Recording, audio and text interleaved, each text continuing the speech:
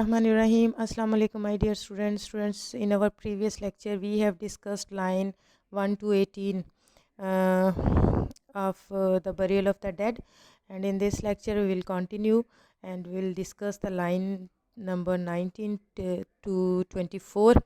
तो students discuss करते हैं, स्टार्ट करते हैं. What are the roots that clutch, what branches grow out of the stony rubbish son of man. अब यहाँ पे जो स्पीकर है ना चेंज हो गया. अब स्पीकर टायरेसियस है. मैंने आपको इंट्रोडक्शन में बताया था कि इस पोएम में बहुत सारे स्पीकर्स होंगे और टायरेसियस का भी जिक्र हुआ था. ठीक है. अब यहाँ पे टायरेसियस जो है वो यहाँ पे स्पीकर है और जो है सन ऑफ मैन का मतलब यहाँ पे जीसस क्राइस्ट. ठीक है. अब ये स्पीकर कहता है कि कौन सी जड़ें या कौन सी शाखें इस वेस्ट लैंड से उगेंगी. जीसस क्राइस्ट को जो है वो मुखातिब होके कहता है. टायरेसियस के बारे में आपको मैंने बताया था कि he was gifted with prophecy and immortality. तो प्रोफेसी का मतलब कि वो फ्यूचर को जो है वो देख सकता है. पास्ट फ्यूचर प्रेजेंट सब उसके इल्म में है. और इसके अलावा जो है इमॉर्टैलिटी का मतलब ये कि उसको वो हमेशा के लिए उसको ज़िंदगी दी गई. तो वो जीसस क्राइस्ट को ही मुखातिब करके कह रहा है कि इस जो वेस्ट लैंड है, ये जो वेस्ट लैंड है, बैरन लैंड है, इससे किस किस्म की जड़ें या शाखें उग सकती हैं. यू कैन नॉट से और gas for you know only a heap of broken image.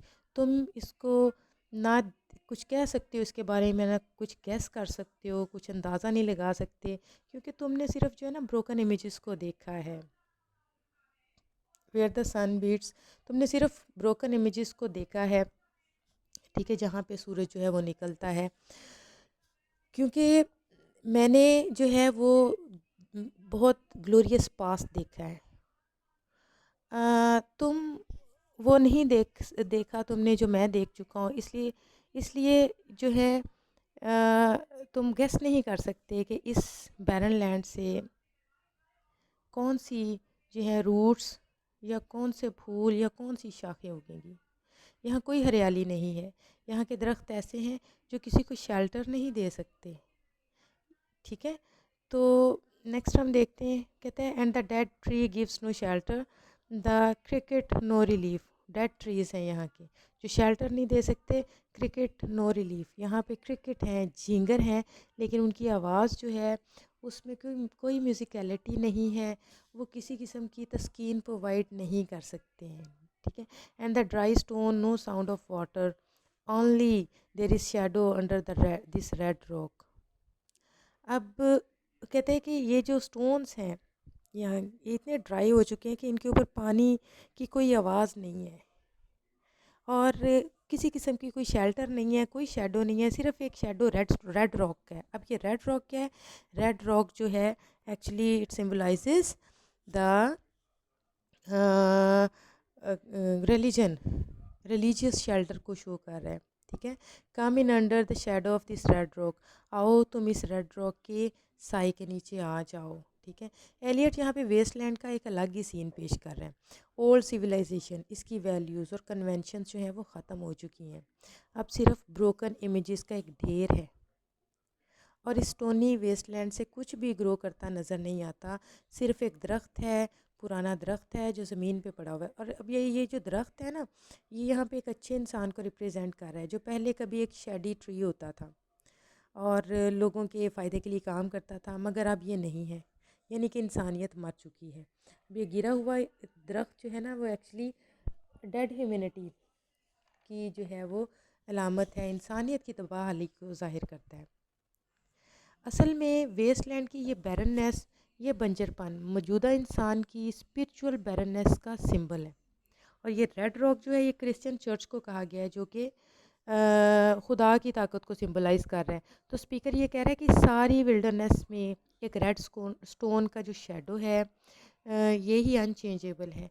तो हमें इसके नीचे पनाह लेनी चाहिए.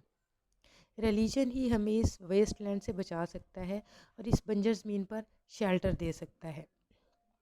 And I will show you something different from either your shadow eight morning striding behind you, or your shadow at evening rising to meet you, I will show you fear in the handful of dust. मैं तुम्हें कुछ different दिखाऊंगा. तुम्हारा shadow जो morning में तुम्हारे पीछे होता है, और तुम्हारा शेडो जो इवनिंग में तुम्हारे आगे होता है. और मैं तुम्हें हैंडफुल ऑफ डस्ट में, हैंडफुल ऑफ डस्ट एक्चुअली यहाँ पे इंसान को कहा गया है, मिट्टी से बना है ना. हैंडफुल ऑफ डस्ट में इंसान में खौफ दिखाऊंगा. इंसान खौफज़दा है. क्यों खौफज़दा है, मैं तुम्हें वो दिखाऊंगा. तो I will show you something different from either.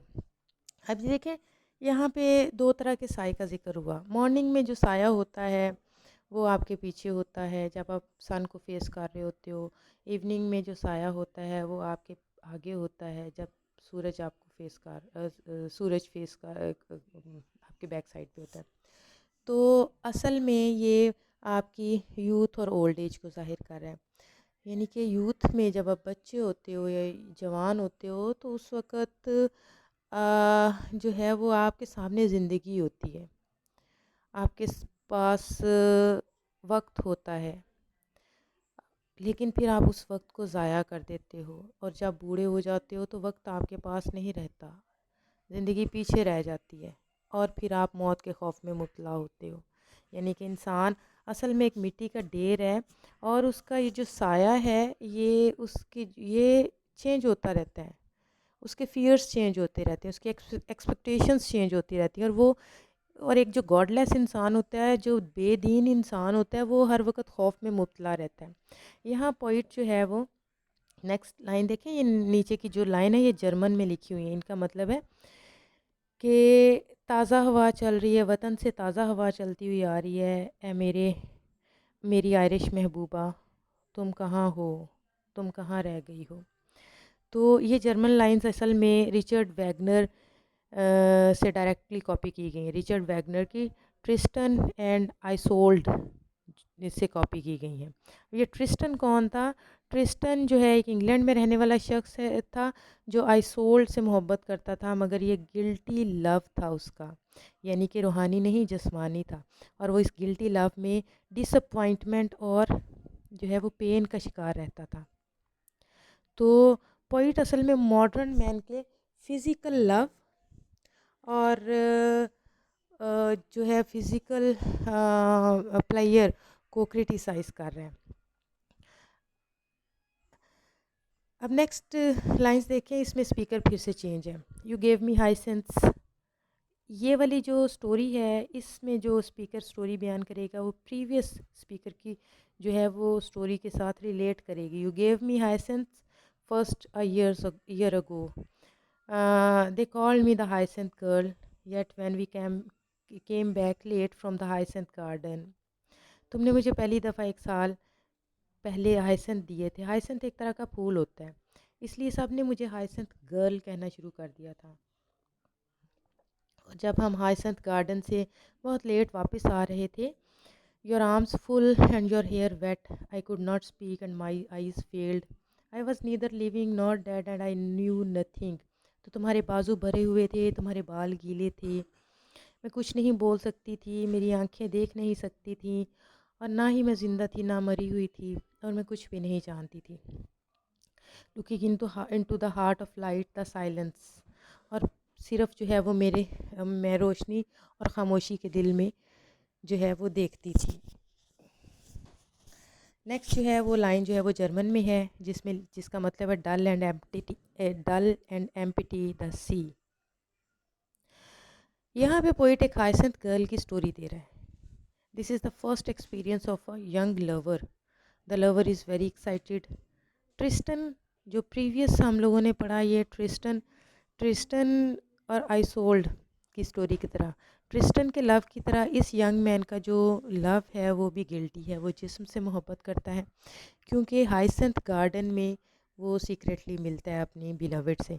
इस तरह की मोहब्बत जो है फियर और एंग्जाइटी से भरी होती है. और उस लड़की की ये लाइंस कि आई was neither living not dead and I knew nothing, यानी कि ना मैं ज़िंदा थी ना मुर्दा थी, और मैं कुछ भी नहीं जानती थी, ये उसके फियर और एंग्जाइटी की फीलिंग्स को शो कर रहे हैं. यानी कि मॉडर्न लाइफ में मोहब्बत किसी किस्म की रिलैक्सेशन का ज़रिया नहीं, बल्कि फ़ियर और एंग्जाइटी की वजह है।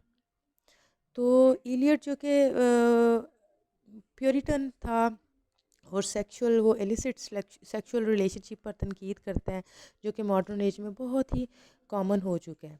और ये हाइसेंथ गर्ल असल में मॉडर्न एज की नौजवान खूबसूरत औरत है जिसको उसका लवर भूल चुका है और वो इससे फ़िज़िकल रिलेशन कायम करने के बाद उसे छोड़ कर जा चुका है। और अब उस लड़की के लिए ज़िंदगी डल एंड एम्प्टी सी की मानद है। यहाँ पे ट्रिस्टन और आइसोल्ड और हाइसेंथ गर्ल की दोनों स्टोरीज़ साबित करती हैं कि इस तरह की मोहब्बत कभी भी ज़िंदगी में जो है वो रिलैक्सेशन नहीं लाती, बल्कि फ़ियर और एंग्जाइटी की वजह ही बनती है।